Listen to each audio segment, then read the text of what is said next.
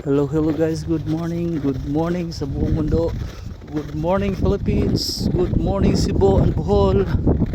So, sa lahat ng nagtatanong bakit daw na-cover sa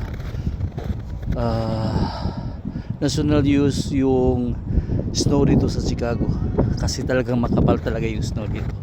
Tingnan mo naman, galing ako naghatid sa anak ko sa school. So, ganito kakapal. Kasi nung 2 days na nag snowstorm, talagang makapal talaga, hanggang 7 to 12 inches yung kapal ng snow. So kagabi naman ay, o kaninang madaling araw ay nag-snow na naman uli. Nag-snow na pag-usap gabi ito ganyan ng kadlawon. So mo na sabni mo ni ang palibot dere. So tingnan nyo naman yung playground sa school ng anak ko. Mo na yung playground sa nila ni Jim. Yan yung school nila. So grabe ang kapal lahat sa palibot ko.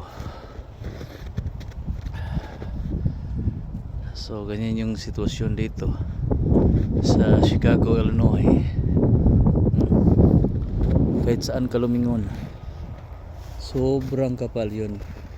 Nagabundok na yelo na snow. See? So ito yun.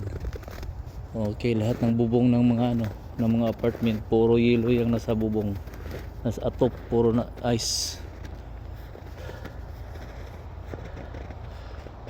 Oh, puro ice sa mga atop, sa mga balay diri, mga palibot. Okay guys, bye bye guys. Thanks for watching.